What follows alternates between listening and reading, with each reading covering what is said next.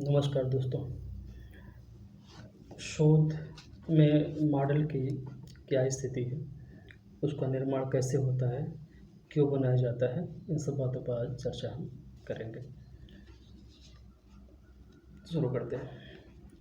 शोध एक गुणात्मक संकल्पना, सिद्धांतों और धारणाओं का समग्र रूप है जिसका विभिन्न तथ्यों पर आधारित तर्कों द्वारा देश, काल एवं परिस्थिति के अनुरूप विश्लेषण किया जाता है। शोध कार्य में मॉडल का अपना एक विशेष स्थान है। जब शोधार्थी शोध का प्रारूप तैयार करता है तो वास्तव में वह एक नवीन मॉडल को जन्म देता है। वास्तव में शोध की एक आदर्श स्थिति को ही मॉडल कहते हैं, जो कुछ मान्यताओं, परिकल्पनाओं तथा तथ्यों पर आधारित होती है। वास्तव में जब शोध का प्रारूप तैयार हो जाता है तदुपरांत मॉडल का प्रस्तुतिकरण होता है। एक तरह से हम कह सकते हैं कि प्रारूप उसकी नींव है। बिना प्रारूप के मॉडल का प्रस्तुतिकरण हम नहीं कर सकते। कभी कभी इसमें विभेद करना बड़ा मुश्किल हो पाता है, लेकिन इसमें थोड़ा सा अंतर है। प्रारूप एक तरह से बेसमेंट है और मॉडल उस पर बनने वाली बिल्डिंग है। वास्तव में जब शोध का प्रारूप तैयार हो जाता है तदुपरांत मॉडल का ही प्रस्तुतिकरण होता है। शोध कार्य के दौरान शोधार्थी सर्वेक्षण कार्य को या लेखन कार्य को संपादित कर रहा होता है, तो उसके सुचारू रूप से संचालित करने के लिए मॉडल की आवश्यकता होती है। मॉडल का निर्माण करते समय वैज्ञानिक दृष्टिकोण थोड़ा सा वैज्ञानिक होना चाहिए। अगर वैज्ञानिक दृष्टिकोण नहीं हुआ तो मॉडल की जो सारगर्भिता है वो निश्चित प्रभावित होगी। इस लिहाज से वैज्ञानिक दृष्टिकोण की आवश्यकता पड़ती है, जिससे उसकी सारगर्भिता बनी रहे। मॉडल निर्माण का प्रचलन भूगोल में बाद में हुआ, किंतु आर्थिक क्षेत्र में इस पर आधारित वैश्विक स्तर पर प्रस्तुतिकरण पहले ही की जा चुकी है। बाद में इसका समावेश भूगोल के क्षेत्र में होता रहा है समय के अनुरूप। जैसे आपने देखा होगा वान थुनेन का मॉडल है, वेबर का औद्योगिक अवस्थिति मॉडल है, ऐसे ही क्रिस्टालर का है। तमाम लोगों ने अपने अपने मॉडल दिए हैं और मॉडल द्वारा तमाम प्रस्तुतिकरण करने की कोशिश की है। अब मॉडल का निर्माण हम कैसे करते हैं, तो उस पर चर्चा करते हैं। मॉडल तथ्यों को रूप देने का माध्यम है। मॉडल को पहचान देना या वास्तविक स्वरूप में लाना भी मॉडल का ही काम है। अतः इसके निर्माण हेतु कुछ महत्वपूर्ण तथ्यों पर ध्यान देने की आवश्यकता है। वो तथ्य कौन कौन से? पहले, डेटा के संकलन से पहले हमें कुछ वैज्ञानिक पद्धति को अपनाना पड़ेगा। तथ्यों का संकलन करना पड़ता है।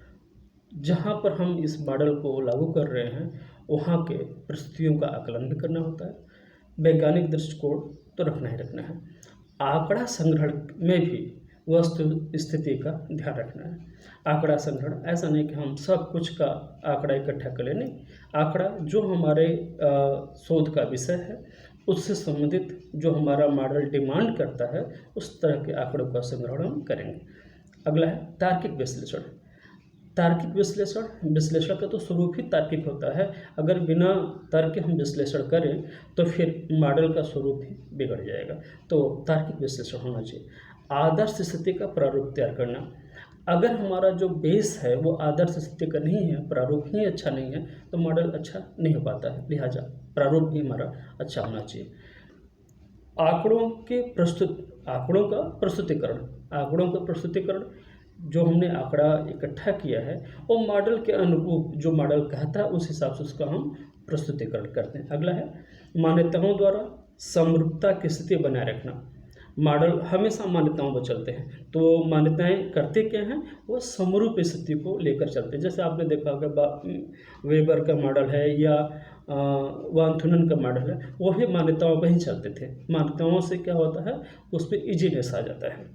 सामान्यीकरण हेतु पूर्व के अवधारणाओं की विवेचना करना। सामान्यीकरण हेतु जो हम उसका रिजल्ट तैयार कर रहे होते हैं तो उसके पहले की जो अवधारणाएं हैं उसकी भी हम विवेचना करते हैं उसके निर्माण से पहले। परिकल्पनाओं और सिद्धांतों का यथास्थान प्रदर्शन करना। जो हम हाइपोथेसिस लेते हैं, जो हम उस पर थ्योरी लागू करते हैं, उसको यथास्थान हम लोग उसका प्रदर्शन करते हैं। नए सिद्धांत, इसका जो अवधारणाएँ हैं, परिकल्पनाएँ हैं, मान्यताएँ हैं, सिद्धांत हैं, इन सब का काम क्या होता है कि एक नई विचारधारा का जन्म देना। लिहाजा हमारे पास भी नए सिद्धांत होने चाहिए। शोध का तो वास्तविक रूप यही है अभी। तो नए सिद्धांतों, अवधारणाओं और संकल्पनाओं का प्रस्तुतिकरण। अगला है मॉडल निर्माण में मान्यताओं की स्थिति। ध्यान दीजिए, मॉडल में मान्यताएं होती हैं। तो मान्यताएं क्या है? किसी भी मॉडल के आदर्श स्थिति के प्रस्तुतिकरण हेतु कुछ मान्यताओं का सहारा लेना पड़ता है, ठीक है, जिसमें कुछ तथ्य महत्वपूर्ण। कौन कौन से तथ्य? पहला, समरूपता की स्थिति। मॉडल में समरूपता की स्थिति होना आवश्यक है। अगर वो समरूपता की स्थिति नहीं है तो आदर्श मॉडल हो ही नहीं सकता। अगला, जलवायु विषमता का अभाव। अगर एक क्षेत्र विशेष है, उसमें अलग अलग तरह की जलवायु है, तो वो मॉडल वहाँ पर लागू हो ही नहीं पाएगा। तो जलवायु की विषमताएं न हो, उसमें भी समानता हो। धरातली सुगमता, अगर हम जिस क्षेत्र में अध्ययन कर रहे होते हैं वहाँ का धरातली सुगमता हो तो बहुत अच्छी बात है। आंचलिक स्तर पर जनसंख्या की नस्लीय स्थिति में समानता। अगर जनसंख्या के स्वरूप में ही बदलाव अगर हो जाएगा तो लोगों के लाभ कमाने की स्थिति, लोगों के सोचने का तरीका भी बदल जाएगा। चूँकि हमारे यहाँ जाति, धर्म, वर्ण, इस तरह की जो संकल्पनाएं हैं जनसंख्या को लेकर के, वो अलग अलग विचारधारा को जन्म देते हैं। लिहाजा अगर आंचलिक रूप से जनसंख्या में भी समरूपता है तो मॉडल अच्छी स्थिति का होगा। अगला है धारणाओं में समरूपता। वही बात, जनसंख्या अगर है तो उसकी विचारधारा है, तो उसकी अपनी धारणा है। तो धारणा तब अच्छी होगी जब जनसंख्या एक रूप की होगी, एक समानता रखती होगी। लिहाजा ऐसा होता नहीं है, ये आदर्श स्थिति की बात हो रही है, ये ध्यान देने वाली बात। अगर कृषि क्षेत्र है तो समान उत्पादन की एक फसल की एकरूपता, उत्पादन भी समान हो और फसल भी एक जैसी लगी हो। तो ऐसा नहीं है, हम सबके अलग अलग लाभ कमाने की प्रवृत्ति होती है। लिहाजा लेकिन अगर मौसम एक जैसा है, धरातल एक जैसा है, सिंचाई की सुविधाएँ एक जैसी है, तो वहाँ पर एक जैसे फसल भी होंगे और एक जैसे हम लाभ कमाने की स्थिति भी आएंगे। अगला है व्यापारिक या वाणिज्यिक क्षेत्र अगर है तो वहाँ समान लाभ की कामना होती है या अत्यधिक लाभ। अगर अत्यधिक लाभ है तो सभी जितने भी व्यापारी वर्ग हैं सब अत्यधिक लाभ कमाना चाहते हैं। तो ये शोध की कुछ मान्यताएं हैं, मतलब वो समरूपता की ही बात करता है। उपरोक्त तथ्यों में समरूपता इसलिए भी आवश्यक हो जाती है कि शोध कार्य का परिणाम आने से पूर्व शोधार्थी के वैचारिक पूर्वापेक्षा आदर्शात्मक स्थिति के लिए प्रेरित करता है। इसी के अनुरूप वह प्रारूप तैयार करता है और जैसा प्रारूप होगा मॉडल का निर्माण भी वैसा ही होगा, उसी तरह होगा। मतलब प्रारूप बहुत ही महत्वपूर्ण है।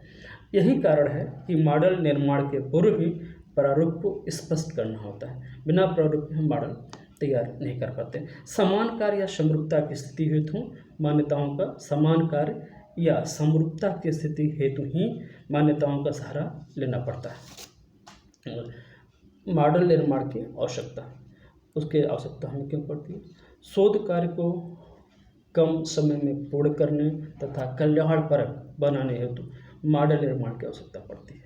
मॉडल करता क्या है कि अगर व्यापक क्षेत्र है तो उस व्यापक क्षेत्र में हम शोधार्थी किसी सुपरवाइजर के माध्यम से किसी वस्तु स्थिति को लेकर के आगे बढ़ तो रहा होता है, लेकिन दिक्कतें आती हैं।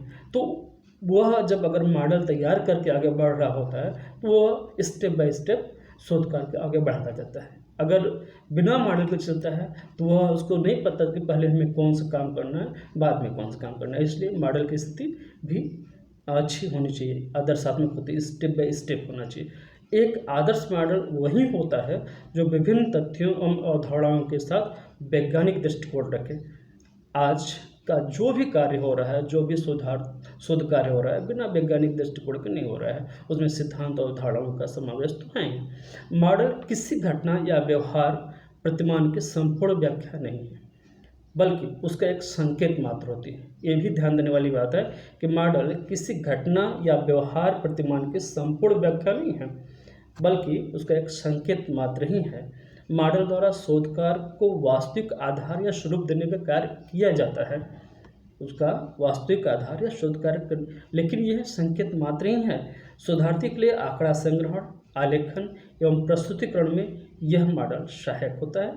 शोध कार्य का प्लेटफॉर्म या उसके द्वारा तैयार होता है।